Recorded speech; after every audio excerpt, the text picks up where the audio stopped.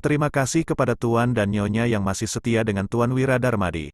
Untuk mendukung Desiana Channel agar terus berkembang, silakan subscribe, like, komen dan share video cerita ini.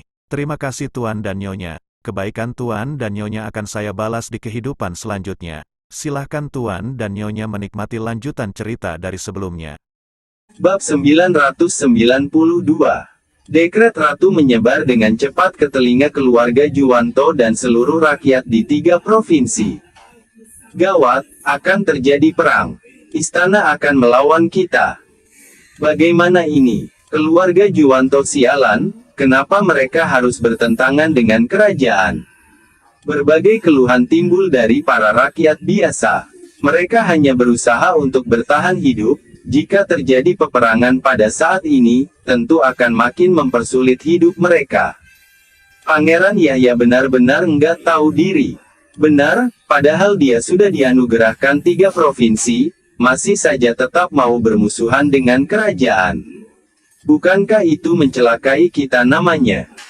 Sialan, benar-benar keterlaluan. Pada dasarnya, 3 provinsi ini juga bukan daerah yang sangat kaya. Bukankah akan semakin gawat jika sampai terjadi peperangan? Ditambah lagi, Ratu juga punya antek-anteknya sendiri yang diutus untuk menghasut rakyat setempat. Sejujurnya saja, keluarga Juwanto juga tidak menyangka Ratu akan benar-benar mendeklarasikan peperangan. Besar sekali nyalimu, Jihan. Beraninya kamu perang denganku, seru Kumar sambil mendengus saat mendengar berita ini. Dia sama sekali tidak merasa takut. Paman, seharusnya Ratu tidak akan berani perang dengan kita. Ini hanya untuk menakut-nakuti kita, ucap Yahya setelah berpikir sejenak. Benar tebakanmu, Yahya. Ratu memang bermaksud seperti itu. Hanya saja, kita juga nggak perlu takut, ujar Kumar seraya mendengus. Bukan tanpa alasan keluarga Juwanto bisa berdiri selama ini. Tindakan Ratu menakut-nakuti mereka dengan menghasut rakyat setempat ini benar-benar konyol baginya. Di sisi lain, semua informasi ini juga tentunya telah diterima oleh Biantara. Melihat kegaduhan yang terjadi dalam 2 hari belakangan, Wira hanya menghela napas. Masalahnya benar-benar jadi semakin rumit. Setelah mengetahui kabar ini, Wulan dan yang lainnya juga ikut bertanya, "Suamiku, menurutmu, apakah benar-benar akan terjadi kekacauan kali ini?" Wira menarik napas dalam-dalam, lalu merenung sejenak sebelum menjawab, "Ratu nggak mungkin akan mengabaikan keluarga Juwanto.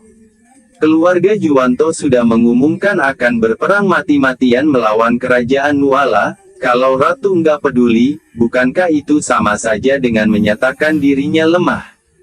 Kalau benar-benar seperti itu, bukankah semakin banyak orang yang akan berusaha merebut tahta?"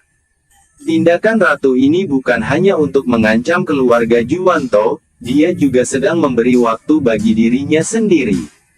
Kalau dia ingin menangani keluarga Juwanto, dia harus bertindak cepat dan tanpa ada keraguan sedikit pun. Setelah mendengar perkataan Wira, ketiga wanita itu agak ragu. Mereka tak kuasa menanyakan. Kalau begitu, benar-benar akan terjadi perang. Sepertinya perang kali ini memang nggak bisa dielakkan. Wira tersenyum sekilas, tetapi hatinya merasa tak berdaya. Sebab, dia bahkan tahu siapa yang akan memerangi keluarga Juwanto saat ini. Pada saat bersamaan, Ratu langsung memerintahkan Saika untuk memanggil Yuda menghadapnya di ruang kerja setelah selesai rapat. Saika merasa agak kaget mendengar perintah itu. "Yang mulia Ratu, Anda mau menyuruh Yuda untuk melawan keluarga Juwanto?" Ratu tersenyum tipis saat berkata, "Benar, Yuda. Di seluruh kerajaan Nuala ini, hanya Yuda yang memimpin 3 pasukan." Mendengar perkataannya, Saika berkata dengan ragu-ragu, "Tapi, apakah dia benar-benar akan pergi?" Setelah merenung sejenak, Ratu menjawab, "Meskipun mungkin dia akan menentang, Yuda adalah seseorang yang setia pada kerajaan Nuala. Dia nggak akan tinggal diam melihat kerajaan Nuala runtuh tanpa memberikan respons apapun." Setelah mendengar jawaban ini, Saika mengedipkan matanya sejenak, lalu mengangguk setuju. Bab 993. Mungkin, dengan pemikiran Yuda, dia tidak akan tinggal diam. Sambil berpikir demikian, Saika pun pergi untuk memanggil Yuda. Sebelum Yuda tiba, dia sudah bisa menebak apa yang akan terjadi. Setelah mendengar dekret dari Ratu dan melihat Ratu memanggilnya untuk berdiskusi, semuanya sudah sangat jelas. Sebenarnya, Yuda sendiri juga sangat keberatan dengan sikap Pangeran Yahya. Yuda yang paling jelas apakah Ratu memang setia pada Raja selama ini. Demi membuat Ratu mengambil alih pemerintahan dengan lancar, Raja Bakir yang sakit-sakitan bahkan mengundang Yuda untuk minum arak bersama. Semua itu dilakukannya demi mendapat sebuah kepastian dari Yuda. Yuda sangat mengerti bahwa Ratu juga sebenarnya merasa sangat kesal. Namun, dia tetap saja tidak berdaya. Bagaimanapun, seorang wanita yang mengambil alih pemerintahan pasti akan menemui banyak masalah dan kecurigaan. Kritik dari keluarga Juwanto terhadap Ratu masih bisa dimengerti dalam konteks ini. Awalnya mereka mengira keluarga Juwanto akan menghargai penganugerahan 3 provinsi dan tidak akan menimbulkan masalah. Sayangnya, sikap keras kepala keluarga Juwanto menyebabkan mereka ingin menguasai seluruh negeri. Hal inilah yang membuat Yuda merasa kesal. Di satu sisi, ada tugas resmi dari Raja Bakir untuk memimpin pemerintahan. Di sisi lain, ada Pangeran Yahya yang sangat dicintai oleh Raja Bakir, bahkan dengan kemungkinan besar menjadi penerus tahta. Tak disangka, masalahnya akan menjadi seperti ini sekarang. Setelah menghela napas tak berdaya, Yuda pun berjalan masuk ke ruang kerja kerajaan dan melihat Ratu yang tampak tertekan sedang duduk di sana.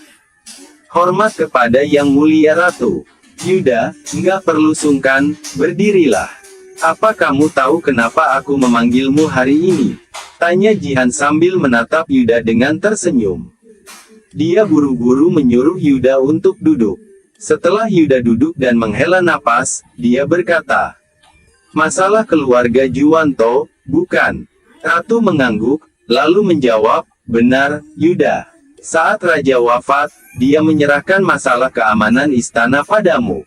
Di istana ini, orang yang paling kami percayai adalah kamu. Jadi, aku ingin menanyakan pendapatmu. Bagaimana menurutmu kita harus menangani keluarga Juwanto? Apakah mau dibiarkan dulu, atau kita hadapi langsung?" Jihan juga ingin meminta pendapat Yuda mengenai hal ini. Meski hatinya telah bertekad bulat, jika Yuda yang menawarkan diri, dia tentu tidak perlu banyak berbicara. Namun jika Yuda tidak mau turun tangan, Jihan juga tentu akan menanyakan alasannya dengan jelas. Yuda hanya duduk diam, tidak tahu harus bagaimana membalasnya.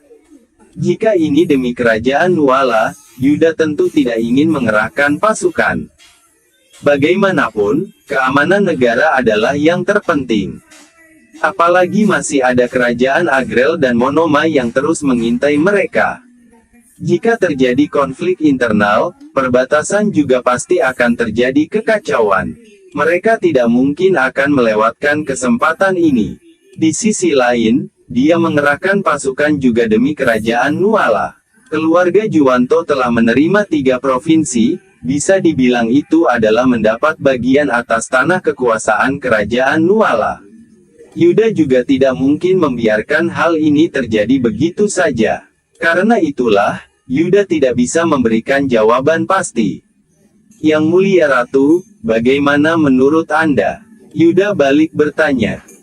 Jihan tercengang sejenak, tetapi juga bisa menebak dilema dalam hati Yuda. Dia menghela napas, lalu berkata, "Yuda, aku sangat mengerti dilemamu, sebenarnya aku juga sama. Masih ada kerajaan Agrel dan Monoma yang mengintai kita. Kini keluarga Juwanto malah ingin memecah wilayah dan melanggar dekret kerajaan. Aku benar-benar tidak tahu solusi apa yang terbaik dalam situasi seperti ini. Tapi aku tahu, kalau kita membiarkan keluarga Juwanto memberontak, entah berapa banyak lagi orang yang akan ikut-ikutan nantinya. Kukatakan sejujurnya saja padamu, jangankan keluarga lain, bahkan keluarga Barus juga punya pikiran seperti ini. Karena hal ini, aku sampai bermusuhan dengan keluargaku. Aku nggak berbohong padamu. Bab 994. Alasan Jihan mengatakan semua ini adalah karena dia percaya pada Yuda. Saking percayanya, dia tidak ingin merahasiakan apapun darinya. Bagaimanapun, saat ini yang bisa dipercayanya hanyalah Yuda seorang. Berbeda dengan Raja Bakir yang keras kepala dan otoriter, setelah bertahun-tahun melihat cara kerja Raja Bakir, Jihan tentu tahu bahwa pendekatan itu tidak benar. Jika seseorang telah diberikan tanggung jawab yang berat, tidak boleh ada kecurigaan apapun lagi padanya. Apalagi, Jihan tahu benar tentang situasi Yuda. Yuda adalah individu yang setia dan berdedikasi pada kerajaan Nuala. Dia tidak pernah menunjukkan tanda-tanda ingin memberontak sama sekali. Ketidakpercayaan yang terus-menerus dari Raja Bakir hanya mencerminkan betapa sempitnya hati sang raja dalam pandangan Jihan. Meski orang itu adalah pria yang dicintainya dan Jihan tidak ingin mengucapkan kata-kata yang mungkin akan menyakiti hati Raja Bakir, Jihan tetap bisa merasakan hal tersebut. Jika bukan karena Raja Bakir membunuh Dirga, kerajaan Nuala saat ini mungkin tidak akan diintai oleh berbagai pihak. Baik itu kerajaan Agrel ataupun Monoma, musuh yang paling ditakuti mereka adalah Dirga, sang dewa perang yang menggemparkan dunia. Meskipun Yuda menjalankan warisan ayahnya, pada dasarnya dia masih terlalu muda. Dia memang memiliki prestise dan kehormatan, tetapi Yuda belum bisa membuat semua orang tunduk seperti halnya Dirga pada zamannya. Jihan memberitahukan hal ini pada Yuda sebagai cara tidak langsung untuk menyampaikan bahwa Yuda boleh mengutarakan pikirannya dengan jujur. Setelah mendengar kata-kata ini, Yuda agak terkejut. Ini adalah informasi yang sangat rahasia, dan dia sama sekali tidak mengetahuinya. Jihan tidak akan membiarkan dunia tahu tentang hal ini, karena ini memang bukanlah hal yang baik. Yuda, kamu pasti terkejut kenapa aku memberitahukan hal ini padamu. Tapi, aku nggak mau ada rahasia di antara kita. Jadi, kalau ada pendapat apapun, kamu boleh membicarakannya padaku. Aku nggak mau ada kebohongan, apa kamu mengerti? Jihan tersenyum sembari menatap Yuda. Setelah mendengar perkataan Jihan, Yuda mengambil napas dalam-dalam. Dia tidak pernah menyangka bahwa Jihan akan begitu jujur hingga membicarakan hal seperti ini padanya.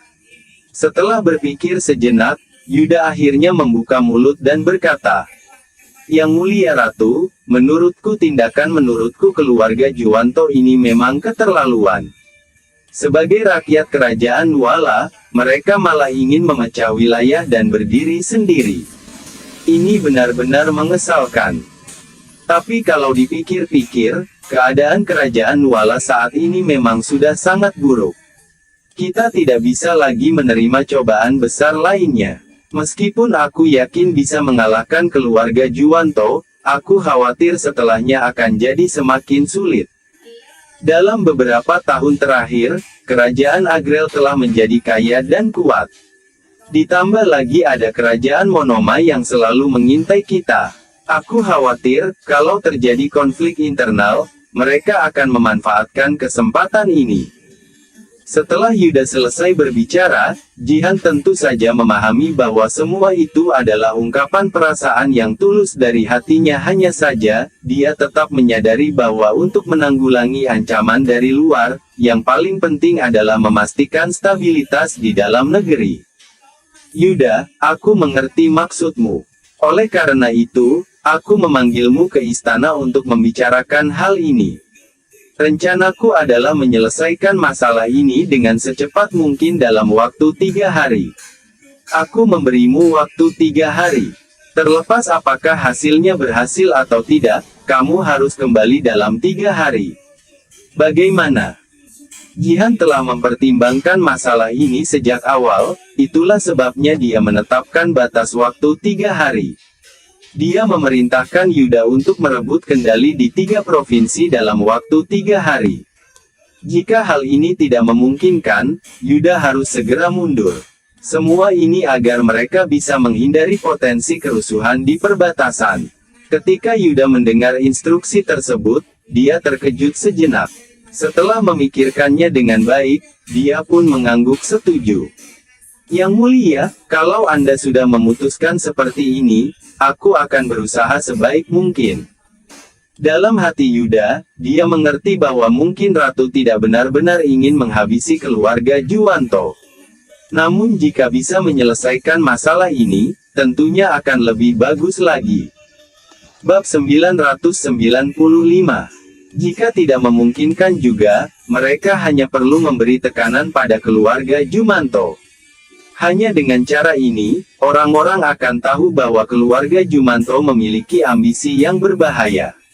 Ini juga merupakan tindakan pencegahan.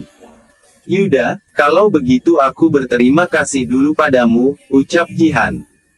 Yuda merasa sangat kaget mendengarnya, dia buru-buru menjawab. Ini semua adalah kewajibanku. Yang mulia tidak usah berterima kasih seperti itu. Jihan hanya menghela napas seraya berkata, tindakan keluarga Juwanto ini benar-benar membuatku sakit hati. Yuda, apakah menurutmu tindakanku ini salah? Pertanyaan ini juga membuat Yuda menghela napas tak berdaya. Tentu saja Jihan tidak bersalah. Meskipun masa pemerintahannya mengalami banyak kritik, Yuda bisa memahami bahwa semua ini adalah keinginan Raja Bakir. Ambisi keluarga Juwanto untuk menguasai kerajaan sudah menjadi rahasia umum. Jadi, apapun yang dilakukan Jihan, kemungkinan besar akan menghadapi kondisi seperti ini. Yang mulia, jangan berpikir berlebihan. Masalah ini tidak bisa menyalahkan Anda. Anda harus menjaga kesehatan, jangan sampai terlalu bersedih. Yuda hanya bisa menghiburnya demikian, dia tidak bisa berkomentar apapun mengenai hal ini. Pada akhirnya, dia hanya bisa memberi saran seperti itu untuk masalah kerajaan. Bisa berkomentar seperti ini saja sudah termasuk tindakan yang cukup berani. Jika dia berbicara lebih banyak lagi, bukankah dirinya akan semakin dibenci? Setelah keluar dari ruang kerja tersebut, Yuda menarik napas dalam-dalam.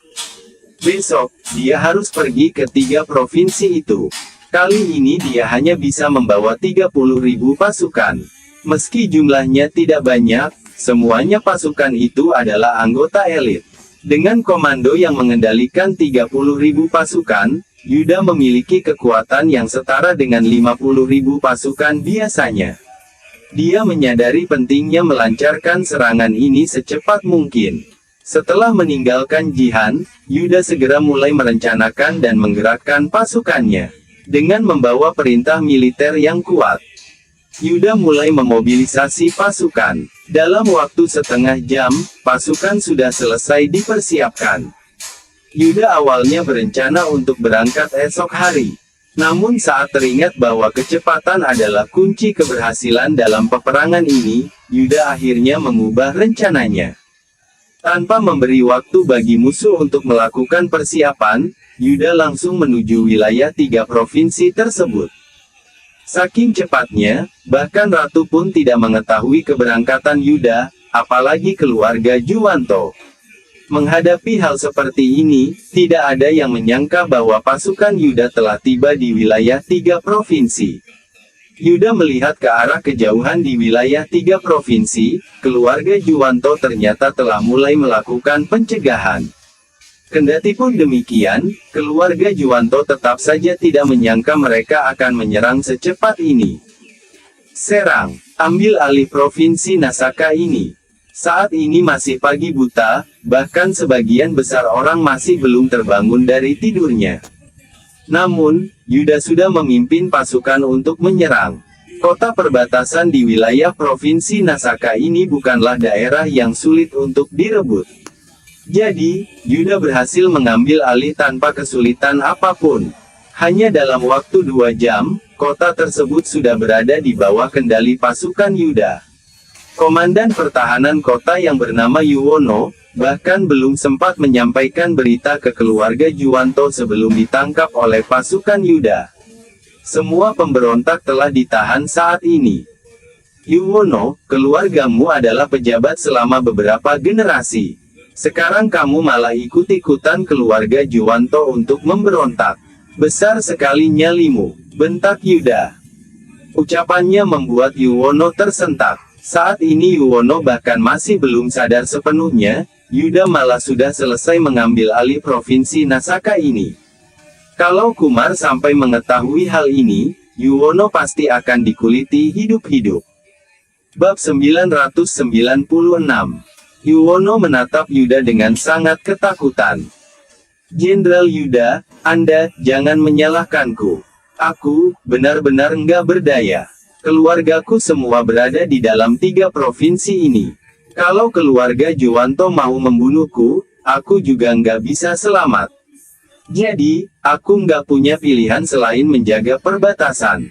Kumohon Anda ampuni aku, lanjut Yuwono memohon. Namun, Yuda sama sekali tidak berniat untuk membunuhnya. Bagaimanapun, orang ini bukanlah dalang sesungguhnya.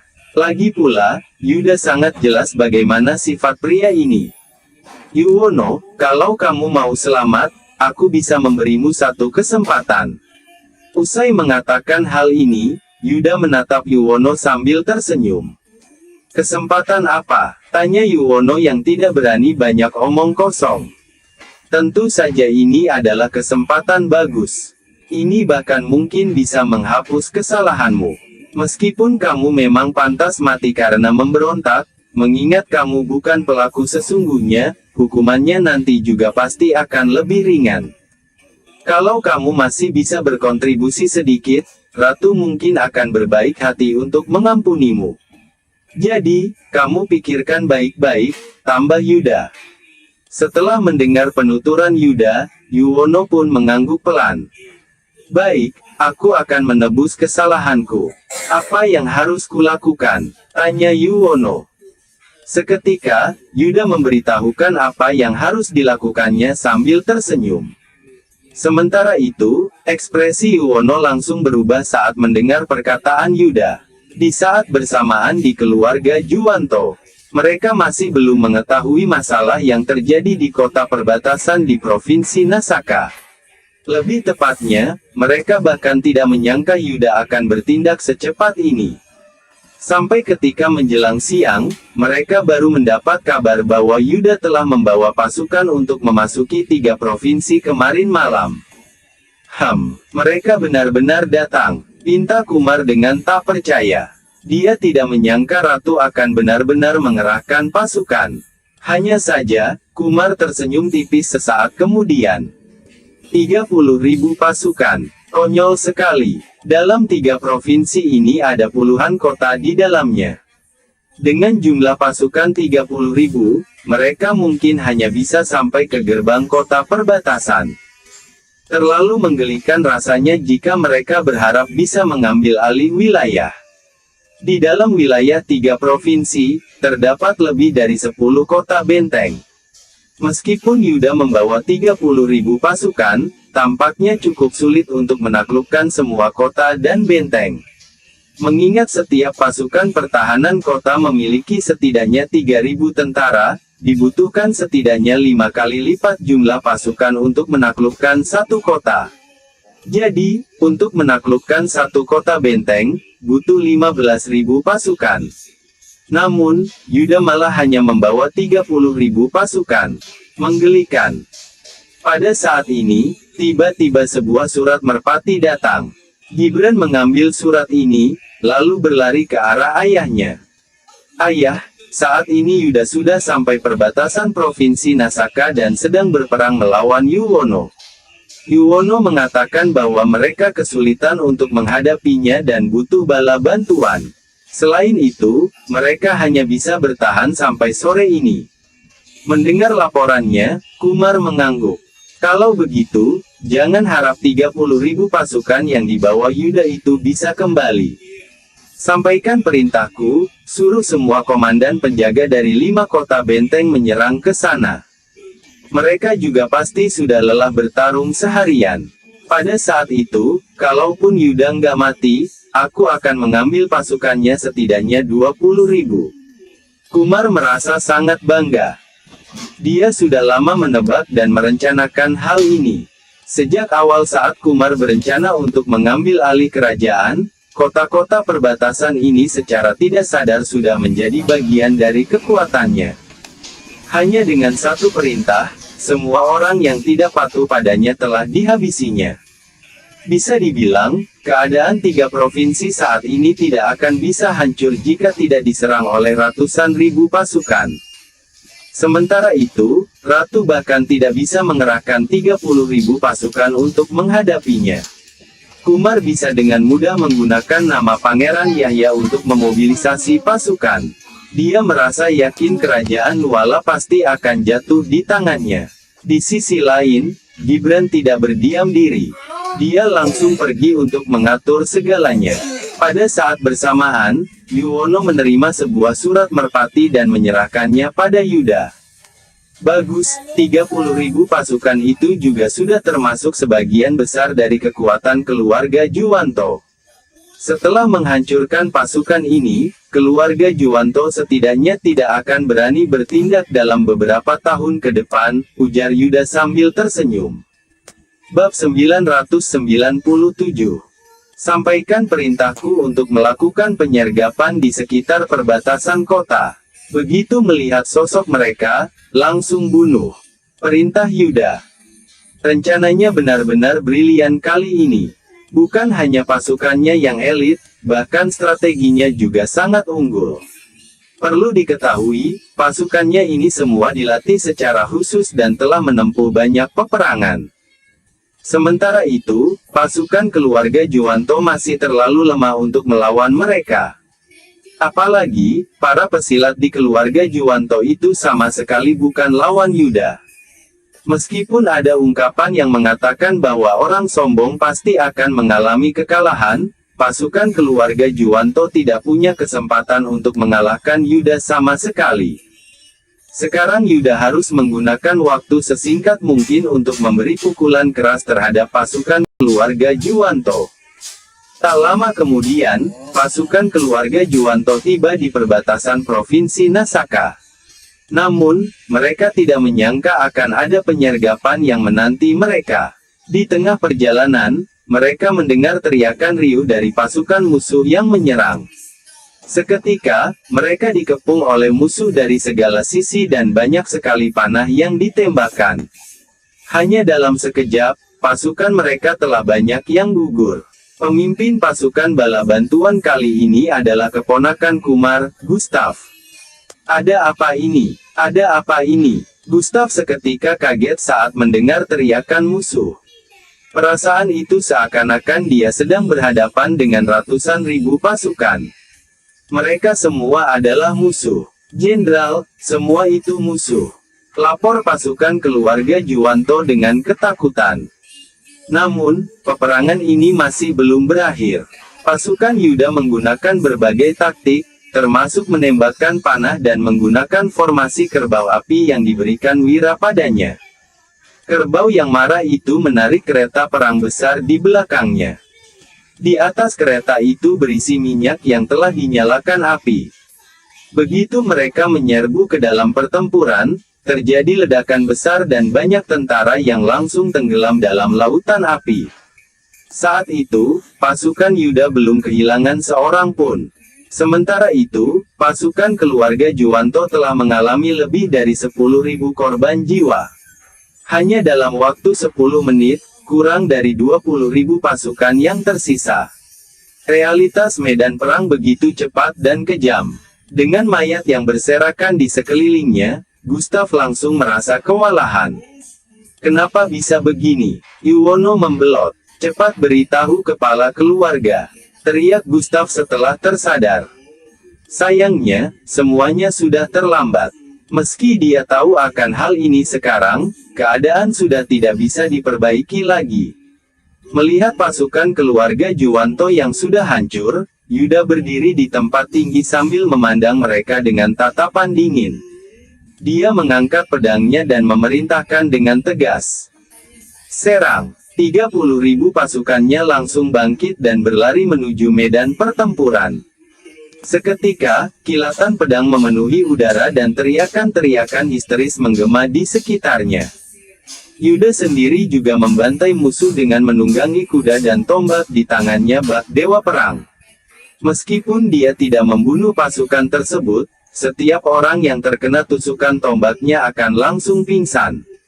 Satu-satunya target Yuda adalah Gustav. Gustav sama sekali bukan lawan Yuda, kaki tangannya telah gemetaran saat melihat Yuda menyerbu ke arahnya dengan niat membunuh yang kuat. Hanya dalam sekejap, Gustav telah terjatuh dari kudanya. Sang pemimpin, Gustav, telah dikalahkan. Semua pasukannya sebaiknya cepat menyerah. Teriak Yuda dengan suara yang menggelegar. Seketika, semua pasukan musuh langsung terkesima. Bahkan bos mereka saja sudah kalah, mana mungkin mereka berani membangkang lagi. Semua orang membuang senjata mereka masing-masing dan telungkup di tanah.